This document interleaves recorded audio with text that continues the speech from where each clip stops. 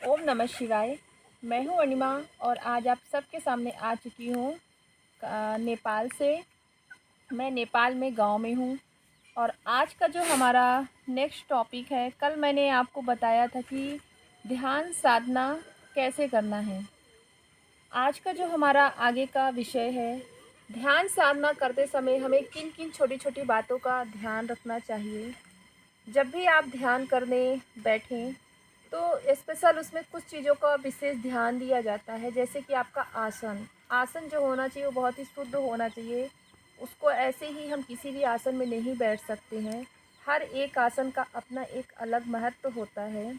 गुरु के द्वारा दिया गया आसन भी बहुत अच्छा होता है। यदि आपको उसकी प्राप्ति हो जाए तो वो कुछ ही नहीं, मतलब उससे बढ़ के कुछ है ही नहीं, साक्षात ईश्वर ने ही आपको दे दिया।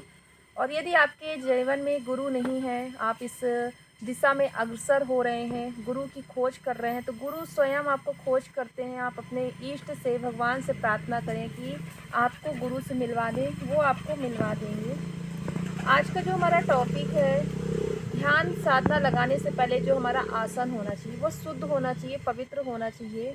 वो या तो कुसा आता है, कुश का बना हुआ आसन होता है, या फिर लाल कलर का जो आसन होता है, ऊन का भी आसन होता है। उस आसन पे सिर्फ आप ही बैठें, आपके अलावा दूसरा कोई ना बैठे। उस आसन को सिर्फ आप यूज करें, क्योंकि आसन जगह सिद्ध होती है। जब आप किसी सिद्धि के पर्पज़ से ध्यान लगाते हैं, एक पर्टिकुलर स्थान होता है। हम कभी भी कहीं भी बैठ के ध्यान नहीं लगा सकते हैं। उसके लिए आपको एक स्थान सुनिश्चित करना पड़ेगा, एक टाइम सुनिश्चित करना पड़ेगा और एक आसन सुनिश्चित करना पड़ेगा।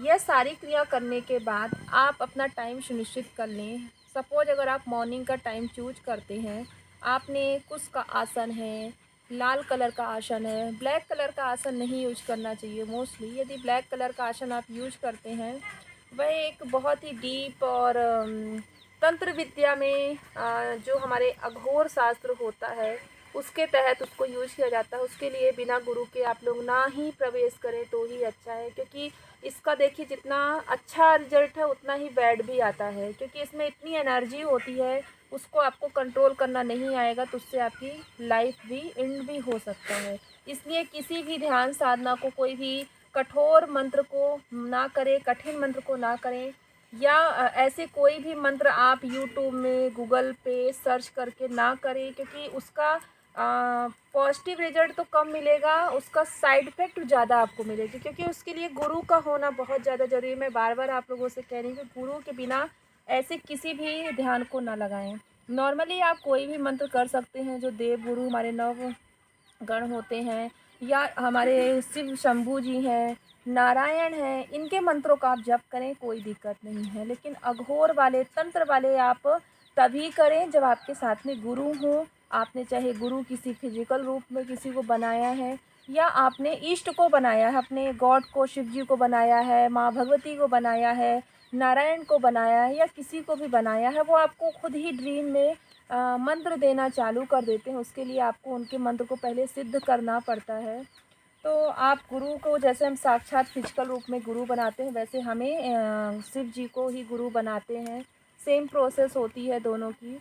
बस जो फिजिकल गुरु होते हैं, हम उनसे अपने मन की हर एक बात कह सकते हैं, उधर से हमको रिप्लाई मिलता है।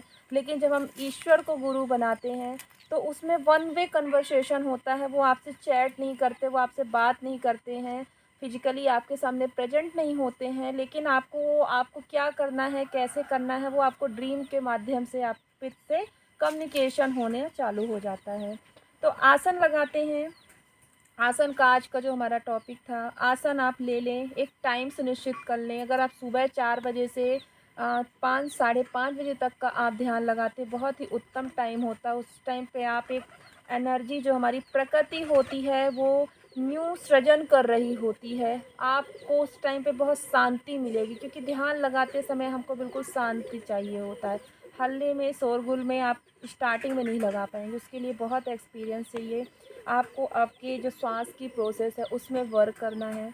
तो आज हमारा जो नेक्स्ट टॉपिक है, मतलब आज का जो हमारी ध्यान की प्रोसेस है, आसन है, आसन के ऊपर आप विशेष ध्यान दें। आपकी जो माला होती है वह माला भी सिद्ध होनी चाहिए।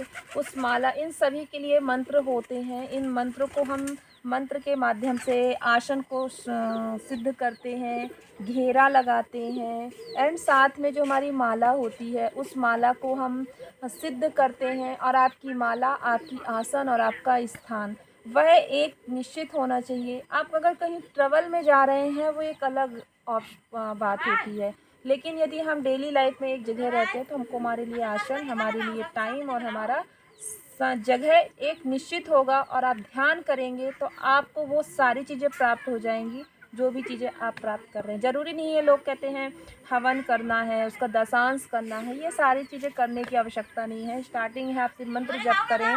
और आपको कोई मंत्र नहीं है तो आप ओम नमः शिवाय मंत्र या नमः शिवाय मंत्र का ही कम से कम 1 लाख 5 लाख जितना भी आप कर सकते हैं, प्रतिदिन 11-11 माला आप करें। इससे आप अपने ध्यान साधना की दिशा में आप स्टेप बढ़ा रहे हैं तो आप आगे बढ़ सकते हैं। आज के लिए इतना ही। कल हम माला और किसी अन्य टॉपिक पे बात करते हैं। ओम नमः शिवाय।